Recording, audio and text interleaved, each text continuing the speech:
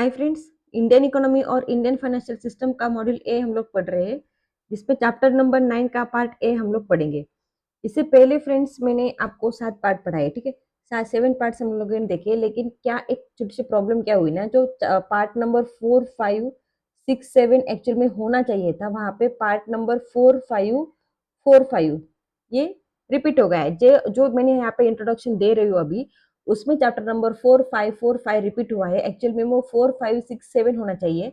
जो आपका वीडियो का थंबनेल है या जो आपका पहला पेज है थंबनेल पे, जो जहाँ पे मेरा आपको चैनल नेम दिखता है, लोगो दिखता है, वहां पे मैंने ये करेक्शन कर दिया है। लेकिन अगर आप लोगों को लगता होगा कि ये रिपीट क्यों हो रहा है, तो ये रिपीट एक एडिशन प्रॉब्लम की ना, एडिट करना रह गया है शायद वहां पे, तो इसकी वजह से ये प्रॉब्लम आ रही है। तो जिन लोगों ने मेरे सभी वीडियोस देख रखे हैं शुरुआत से, तो उनको ये बात वैसे भी समझ आ जाएगी कि वहां पे एडिशन करना रह गया है, ठीक है। तो इतना इतना तो आप लोग समझदार हैं, ठीक है। इतना समझा आप लोग प्लीज एडजस्ट कर लीजिए। तो शुरू करते हैं कि इस पार्ट में हम लोग फ्रेंड्स जानने की कोशिश करेंगे कि जो वर्ल्ड ट्रेड ऑर्गेनाइजेशन है हमारा, तो उसके बारे में एक कॉन्फ्रेंस हुई थी, ठीक है। हमने देखा है वर्ल्ड ट्रेड ऑर्गेनाइजेशन क्या होता है, और उसकी एक इम्पोर्टेंट पॉइंट है यहाँ पे कि उसकी जो 12th मिनिस्टरियल कॉन्फ्रेंस हुई थी, तो उसमें क्या क्या अग्रीमेंट्स हुए थे वो अभी इस पार्ट में देखने वाले हैं। तो चलिए शुरू करते हैं। WTO's 12th मिनिस्टरियल कॉन्फ्रेंस, तो world trade organisation, the WTO members reach historic agreement on a response to fishing subsidies, food insecurity, and COVID-19 vaccinations during the WTO's 12th ministerial meeting in Geneva, which concluded on June 17, 2022।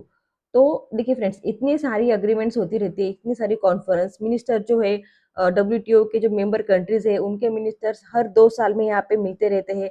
लेकिन इस particular conference को यहाँ पे हमारे syllabus में क्यों दिया गया है, क्योंकि इस कॉन्फ्रेंस में जो अग्रीमेंट्स हुए थे ना, इंपॉर्टेंट इंपॉर्टेंट कौन से, फिशिंग सब्सिडीज हो गए, फिर फूड इनसिक्योरिटी हो गए, तो ये बहुत ही महत्वपूर्ण रिफॉर्म्स थे, बहुत ही महत्वपूर्ण अग्रीमेंट थे। और स्पेशली इनका जो हमारे डेवलपिंग कंट्रीज है, जो डेवलपिंग कंट्रीज है, जैसे हमारा इंडिया है, जैसे कि बांग्लादेश है, जैसे कि हमारे सराउंडिंग है, साउथ एशिया के हो या बाकी सारे देश हो जो कि डेवलपिंग कंट्रीज होती है, उन पे एक इनका पॉजिटिव इम्पैक्ट पड़ा है, इसलिए ये कॉन्फ्रेंस को हमारे सिलेबस में रखा गया है। तो ये कॉन्फ्रेंस एक्चुअली बहुत ही, जो लगातार 9 सालों तक यहाँ तक निगोशिएशन होती रही है कि क्या ये बदलाव लाने चाहिए, इनके निगेटिव इम्पैक्ट क्या होंगे, पॉजिटिव इम्पैक्ट क्या होंगे, किसको फायदा होगा, किसको नुकसान होगा, इन सारी बातों का लगातार 9 सालों तक यहाँ पे निगोशिएशन चलते रहे, तब जाके ये कॉन्फ्रेंस में जो यहाँ पे बातें रखी गई है, इनको यहाँ पे अग्रीमेंट्स दिए गए, इनको यहाँ पे परमिशन दी गई थी। तो जैसे जैसे आगे आगे बढ़ते जाएंगे, वैसे वैसे आप लोगों को ये बात क्लियर हो जाएगी, ठीक है। आगे बोल रखे हैं, नहीं यही से शुरू करेंगे, ठीक है। शुरुआत से एक्सप्लेन कर देती हूँ ताकि आप कंफ्यूजन ना होगी। तो बोल रहे हैं कि यहाँ पे कौन कौन से ऐसे अग्रीमेंट्स तक हम लोग पहुंच गए थे कि फिशिंग सब्सिडीज। तो देखिए, फिशिंग सब्सिडीज मतलब क्या होता है। फिशिंग सब्सिडीज मतलब सब्सिडी का मतलब क्या होता है। सब्सिडी मतलब कि गवर्नमेंट सपोर्ट है ना। गवर्नमेंट क्या करती है, हमें पैसे के फॉर्म में सपोर्ट करती है या और किसी फॉर्म में सपोर्ट करती है। यहाँ पे हम लोग पैसे की बात करेंगे, तो पैसों के टर्म में यहाँ पे हमें सपोर्ट करती है। तो यहाँ पे क्या बात की गई थी कि जो इंडिया के स्मॉल और गरीब जो फिशरमैन है, जो मछली मार के अपना पेट गुजारा करते हैं, मछली बेच के गुजारा करते हैं, मछली पकड़ के, तो उनको यहाँ पे सब्सिडी देना हम लोग कंटिन्यू करेंगे। एक्चुअली अग्रीमेंट के तहत क्या बात हुई थी, ये जो अग्रीमेंट यहाँ पे बनी थी, उसके तहत बात ये हुई थी कि जो ओवर फिशिंग है, ठीक है, जो ओवर फिशिंग है, जो डीप सी ओवर फिशिंग है, जो इलीगल है, अनरिपोर्टेड है, अनरेगुलेटेड फिशिंग है, ये सब आप लोग बंद करोगे। ये इस एग्रीमेंट के तहत यहाँ पे तय हुआ था। लेकिन इंडिया को एक कंसेशन दिया गया है, क्योंकि इंडिया की बहुत सारी इंडिया का जो है ना, वो जो एरिया है ना, इंडिया का बहुत सारा कोस्टल एरिया यहाँ पे मिला है। तो यहाँ पे रहने वाले जो लोग हैं, उनका गुजारा कैसे होगा फिर, अगर हम लोग फिशिंग बंद कर देंगे, ओवर फिशिंग बंद कर देंगे। ओवर फिशिंग तो वैसे भी बंद ही होता है, लोग एक लिमिट में ही करते हैं।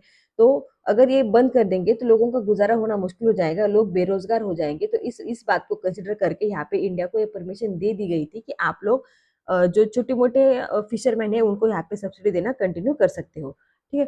फिर ये एक्चुअली ये अग्रीमेंट क्यों लाया गया था कि ओवर फिशिंग को बंद करना है, कि जो मरीन रिसोर्सेस होते हैं हमारे, जो कि ऐसी प्रजातियां होती है जो बहुत ही रेयर होती है, बहुत ही कम होती है, अगर उनका हम लोग बहुत ज्यादा ओवर फिशिंग करते रहेंगे तो उनकी प्रजाति नष्ट हो जाएगी। तो इस बात से बचाने के लिए, और साथ ही साथ जो फिशरमैन है हमारे, जो छोटे-छोटे मच्छीमार होते हैं लोग, तो उनको इंटरेस्ट को भी बचाने के लिए, यानी दोनों को फ़ायदा हो, रिसोर्स भी बच रहे, मछलियाँ भी ज़्यादा खत्म ना हो और लोग भी भूखे ना मरे, उनको भी रोज़गार मिलता रहे। तो इस बात को कंसिडर करके यहाँ पे परमिशन दे दी गई थी इंडिया को कि आप लोग क्या करोगे, आप लोग फिशिंग तो करोगे लेकिन एक लिमिट में करोगे, ठीक है? जो स्मॉल और पुअर फिशरमैन है, उन्हीं को आप लोग सब्सिडी दोगे। फिर आता है आपका फूड इनसिक्योरिटी। तो फूड इनसिक्योरिटी में क्या किया था कि इंडिया ने इस बात को स्ट्रांगली डिफेंड किया था, इस बात को स्ट्रांगली मना किया था कि हमारे फार्मर्स को आप लोग क्या करोगे इंटरनेशनल मार्केट में, है ना? इंटरनेशनल मार्केट में एक पोजीशन दोगे, मतलब क्या कि इनके इंटरेस्ट को आप लोग बचाए रखोगे। इनका जो प्रोडक्ट्स है, जो हमारे फार्मर लोगों का प्रोडक्ट्स है, उनको आप लोग इंटरनेशनल मार्केट में उनकी डिमांड बढ़ा के दोगे। उनको कोई मतलब उनको हम लोग सब्सिडी देते रहेंगे, है ना? जो भी उनको जब भी ज़रूरत पड़ेगी तब हम उनको सब्सिडी देते रहेंगे। फिर आता है फूड, वही होगा कि फूड इनसिक्योरिटी। तो फूड इनसिक्योरिटी में क्या होता था कि इसका एक ही पर्पज़ है कि कोई भी भूखा ना रहे, है ना? किसी भी देश में कोई भी आदमी भूखा ना रहे, तो इसके लिए अगर मान लीजिए फार्मर को स्टॉक होल्डिंग भी करानी पड़ती है फूड सिक्योरिटी पर्पज़ के लिए, तो यहाँ पे उनको ये परमिशन दे दी जाए ना। स्टॉक होल्डिंग मतलब क्या, जैसे कि कोविड आया था, है ना? कोविड आया था तो तब के टाइम में क्या हुआ था, लोगों की प्रोडक्शन बहुत हद तक कम थी। लेकिन अगर स्टॉक होल्डिंग नहीं होता तो क्या हम लोग गुज़ारा कर पाते? तो ऐसी सिचुएशन में स्टॉक होल्डिंग होना बहुत ज़रूरी होता है। तो इस बात पे इंडिया ने ज़ोर दिया कि हमारे जो फार्मर लोग हैं उनको, उनके प्रोडक्शन को आप लोग इंटरनेशनल मार्केट में बेचने की उनकी डिमांड बढ़ाओगे। हमें फूड सिक्योरिटी मतलब कि स्टॉक होल्डिंग करने के लिए यहाँ पे अलाउ कर दोगे। ऐसी बहुत सारी कंडीशन इंडिया ने यहाँ पे रखी थी। बहुत सालों तक उन पे चर्चा होती रही, कम्युनिकेशन होता रहा, कोई मान रहा था, कोई नहीं मान रहा था। तो इन सारी बातों को एक साथ मिला के यहाँ पे इन अलग-अलग जो हमारी डिमांड्स थी उनको यहाँ पे एग्रीमेंट दे दिया गया। फिर आता है कोविड 19 वैक्सीनेशंस। तो कोविड 19 वैक्सीनेशन में क्या हुआ था, हमें पता है कि मैंने इंटेलेक्चुअल राइट क्या होते हैं बता रखे हैं कि कोई आइडिया अगर किसी एक पर्टिकुलर मान लीजिए मेरे दिमाग में एक आइडिया आ गया, उसे मैंने प्रोडक्शन करना शुरू कर दिया, तो उस प्रोडक्शन से जो पैसा आता है वो कमाने का हक सिर्फ मेरा है। उस आइडिया को कंट्रोल कैसे करना है, उसे यूज कैसे करना है, कोई और आदमी मेरे परमिशन के बिना उस आइडिया को यूज नहीं कर सकता है। तो ऐसे ही हुआ था कि कोविड 19 वैक्सीनेशन, जिससे जिस कंट्री ने इसे निकाला था, जिस कंट्री ने इसे ढूँढा था, उसी कंट्री को ये राइट है कि वो वैक्सीनेशन बनाएगी और उसे बेच के पैसे कमाएगी। लेकिन पैसों के आगे भी बहुत सारी चीज़ें होती हैं, जैसे कि आदमी की जान जो है ना, हमारी जो जान है, वो पैसों से भी बहुत ही अमूल्य है। तो कोविड-19 में सब लोग चाहते थे, डब्ल्यूटीओ भी चाहता था, वर्ल्ड बैंक जो है हमारा, वो हेल्थ बैंक जो है हमारा, वो भी चाहती थी कि लोगों की जान बची रहे। तो इसलिए वहाँ पे ये जो पेटेंट राइट होता है, इंडिया ने इस बात का भी काफ़ी हद तक अपोज़ किया था कि आप जो ये इंटेलेक्चुअल राइट दे रहे हो ना, ये गलत है। क्योंकि आप लोग हमें इतना तो राइट दे दीजिए कि हम उस उनका पेटेंट यूज़ करके वैक्सीनेशन हमारे देश में बना सकें, ताकि प्रोडक्शन जो है बढ़ सके। जो ट्रांसपोर्ट में यहाँ पे खर्चा हो रहा है, जो ट्रांसपोर्ट में यहाँ पे टाइम लग रहा है, उस टाइम के दौरान बहुत सारे लोगों की जान जा रही है। तो ये आप हमें ये पेटेंट राइट दे दीजिए कि हम ये वैक्सीनेशन को हमारे खुद के देश में बना सके, वो फॉर्मूला हमें दे दीजिए। तो यहाँ पे इस बात को भी डब्ल्यूटीओ ने माना था कि लोगों की जान बचानी है तो पेटेंट राइट को यहाँ पे देना पड़ेगा। ये होता है कोविड-19 वैक्सीनेशन की। अब क्या हुआ, अब जो डेवलपिंग कंट्रीज़ है वो खुद के देश में उस फॉर्मूले को यूज़ करके अपनी वैक्सीन बना सकती है, प्रोडक्शन बढ़ा सकती है और जल्दी से जल्दी लोगों तक पहुँचा सकती है। ये ऐसे बहुत सारे जो एग्रीमेंट्स है उन तक डब्ल्यूटीओ पहुँचा था। फिर आगे है the treaties concluded at the डब्ल्यूटीओ's 12th ministerial session in Geneva are among the first major accords inked in the 9 years. वही बोल रहे हैं कि ट्रीटीज मतलब क्या है, ये जो एग्रीमेंट देखे हमने फूड सिक्योरिटी, कोविड-19 वैक्सीनेशन, तो इन पर ये सारे कंक्लूड हुए, मतलब क्या अभी इन पर एक फाइनल मोहर लग गई कि हाँ, अभी इन पे कोई बदलाव नहीं होगा। ये जब जो हमने यहाँ पे बता रखा है एग्रीमेंट के तहत, उसी तहत यहाँ आज से आगे यहाँ पे काम होगा। तो ये एग्रीमेंट कहाँ हुआ था? जिनेवा में हुआ था। और 9 ईयर्स के बाद, मैंने बोला 9 सालों तक लगातार यहाँ पे चर्चा चल रही थी कि क्या करना है, कैसे करना है, किस तरीके से करना है। तो ये सारे जो उनके सवाल थे, उन सब सवालों को यहाँ पे आंसर मिल गया था इन एग्रीमेंट की तहत। All of this challenges very critical to emerging economies. इन सब का, मैं तो देखिए ये सिलेबस में हमारे क्यों है, क्योंकि ना इन सब का हमारे डेवलपिंग कंट्रीज में एक बहुत ही पॉजिटिव इम्पैक्ट यहाँ पे हमें देखने को मिला था। आफ्टर अ 9 ईयर हियाटस मतलब एक पॉज होता है, मतलब कि 9 सालों तो कुछ भी नहीं हो रहा था, बस चर्चा हो रही थी। The WTO members struck an agreement on fisheries subsidies. मैंने बताया आपको कि फिशरीज सब्सिडीज क्या होती है।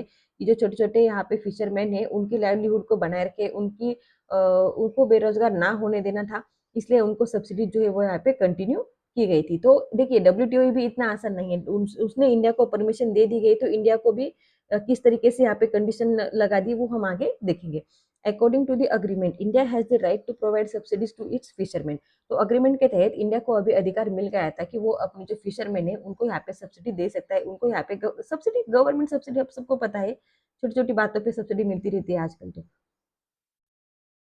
फिर इन एक्सचेंज है ना, इन एक्सचेंज, लेकिन इसे नहीं दिया, इंडिया से भी एक प्रॉमिस मांग लिया उन्होंने। तो क्या बोला, India has agreed to a 1.5 year extension of the customs tariff moratorium on electronic goods.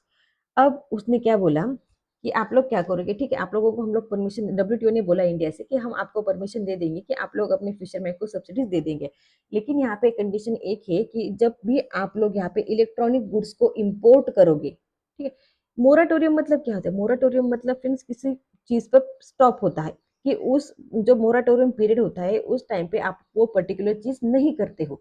तो यहाँ पे इंडिया को क्या बोला गया है कि आने वाले अगले 1.5 साल तक, 1.5 year, आप लोग क्या करोगे, एक्सटेंड करोगे, मतलब कि आगे मोराटोरियम दो, मोराटोरियम मतलब कि आप लोग स्टॉप करोगे, क्या स्टॉप करोगे, जो कस्टम्स तरीफ है।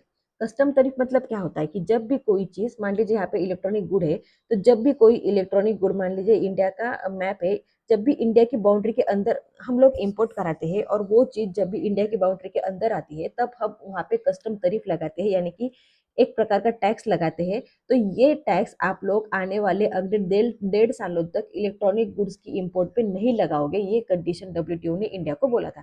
तो इंडिया को इसे मानना पड़ा। Okay, it was also decided that the next WTO ministerial meeting and or no later than March 24 would find a final solution to the issue of the continuation of the moratorium on imposing customs duty on the electronic transmission of the products। अब बोला कि India तो ये बात तो मान गई कि ठीक है, आने वाली अगले 1.5 सालों तक हम लोग जो इंपोर्ट कर रहे हैं इलेक्ट्रॉनिक चीजें, उन पे कोई भी टैक्स नहीं लगाएंगे। तो ये टैक्स आगे कंटिन्यू करना है या नहीं, तो इसके बारे में आगे 1.5 साल के बाद एक मीटिंग होगी।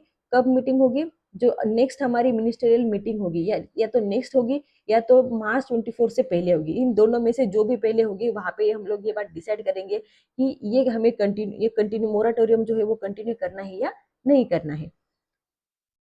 फिर आगे बोला है इन्होंने, over fishing, deep sea fishing, ठीक है, ये जो टर्म है ना फ्रेंड्स, यहाँ पे IUU, इसे भी याद रखिए, ठीक।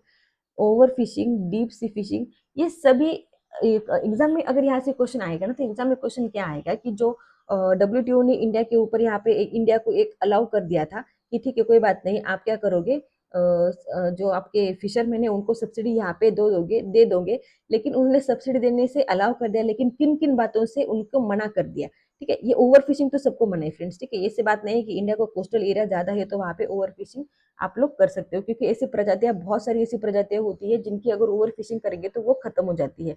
तो बायोडाइवर्सिटी को बचाने के लिए यहाँ पे कुछ कुछ डिसीजन ऐसे लेती है WTO कि आपको अपने लिमिट में ही यहाँ पे फिशिंग करनी पड़ती है। तो इन बातों से, ओवर फिशिंग से मना कर दिया, डीप सी फिशिंग से मना कर दिया, इलीगल, अनरिपोर्टेड, अनरेगुलेटेड फिशिंग से भी यहाँ पे मना कर दिया। तो इन सारी बातों को पहली बार इस अग्रीमेंट के तहत इस कॉन्फ्रेंस में यहाँ पे एड्रेस किया गया था। फिर India assumed a significant leadership role, ये तो हमें पता है कि इंडिया लगातार लीडरशिप करती आ रही है डेवलपिंग कंट्रीज के लिए, and served as the voice of the developing world and least developed countries.